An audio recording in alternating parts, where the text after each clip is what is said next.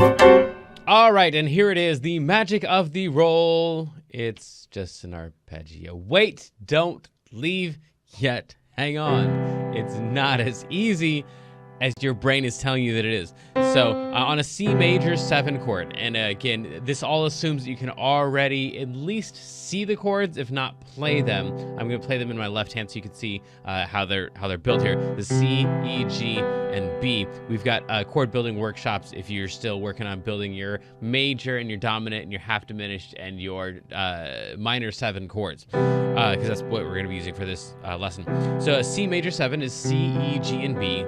And then the roll is just playing those one at a time. Now the rhythm that's recommended here is playing that starting on beat 1. So you play 1 and 2 and. Cool. If you want to, you could also play this, instead of playing the 1, the 3, the 5, and the 7 of the chord, you could also play the 3, the 5, the 7, and the 9 of a major 7 or major 9 chord. So if you see the chord symbol C major 7, just like that, then one of your options is to start on the 1 and to play 1, 3, 5, 7. And your other option is to start on the 3 and play the 3, 5, 7, 9.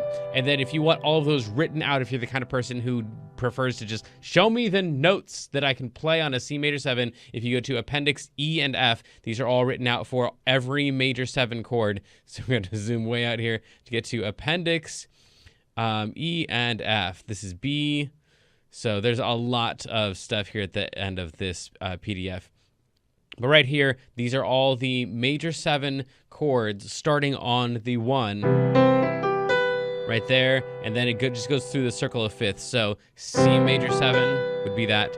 F major 7 would be B flat major 7, E flat major 7. So it's going to show you exactly what you can do. And then F, of course, that's the major 7 chord starting from the 1, starting on the 1 of the chord. It's also starting on beat 1, but that's not what that's referring to. And then this is starting from the 3 of the chord. The major 7 chords starting from the 3. So we have 3, 5, 7, 9. And then you can go through and play the F chord, starting on 3, 5, 7, 9, B flat, and then E flat. So those are all of those written out. We have those for every single thing that I'm going to show you. I'm not going to go to the appendix every time to show you all of them. By the way, we didn't mention this earlier, but the song that we kind of picked for the originating song for this idiom, this phrase, whatever it is I've flown around. So it's 1, 2, 3, I've flown around is where that little phrase comes from, if it comes from anywhere.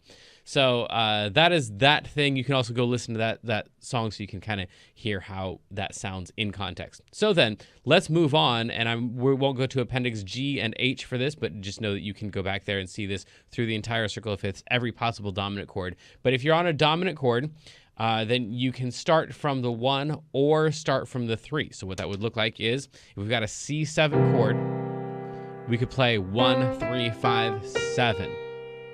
1, 3, 5, 7. Or we could start from the 3, 3, 5, 7, 9.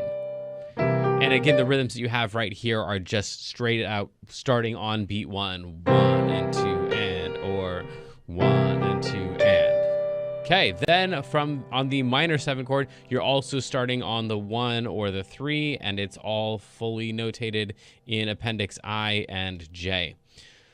So then we've got, for a C minor 7 chord, you could play 1, 3, 5, 7, or 3, 5, 7, 9. And if you're still here and you're not too terribly intimidated, congratulations, because actually playing through all of this stuff, starting on the 1 and starting on the 3, and just sing a chord out in the wild, like just sing a C minor 7 and having your hand go, or being able to go through those is a really useful thing to do. That alone makes up a large percentage of great jazz solos. So that's those, and that's also why, like, if you've ever been in a jazz band, your conductor probably had you like play arpeggios and stuff, and in whatever you were in, junior high or high school at that point, you're kind of like, this stuff is so dumb. I already know the notes of the chord. Why is he quizzing me on the notes of the chord? He's not actually quizzing you on the notes of the chord. He's actually preparing you to play other larger things that are built on these. And now here you are once again, essentially being told to play an arpeggio, except that we're not yet telling you to play like an arpeggio that has like multiple octaves in it. So, or I guess you'd go up to the 9. Any of that stuff, we're just talking about these 4 notes, or these 4 notes alone are going to be the basis of a lot of stuff, which is why we're not going from the 1 up to the 9. We're either starting on the 1 and playing 4 notes, or starting on the 3 and playing 4 notes. So then we next have the half-diminished chord. Once again, you can start on the 1 or the 3. The later idioms are going to be simpler because they do not change. They don't change according to the chord. So in this case, like if we're playing a C major 7, we play the notes of the C major 7 chord. Then we alter the roll. If we're playing like a C minor 7, we actually change the notes. In the later idioms, we don't do that. We just have an idiom and it works on some chords and it doesn't work on others. It's the exact same notes. So in that way, it's simpler. But of course, in other ways, they're going to be more complex because there's more nuance to the notes and there's more chromaticisms and stuff like that. So then we've got the C half diminished, which is C, E flat, G flat, and B flat. And as you probably guessed, we're just going straight through 1, 3, 5, 7. Or 3, 5, 7, 9. Now, when you take a look at it, when you just see a C half diminished, which by the way is also, this is in the chord building workshops, a C minor 7 flat 5 is the same thing. Then being able to just like have this be in your hand is a major deal.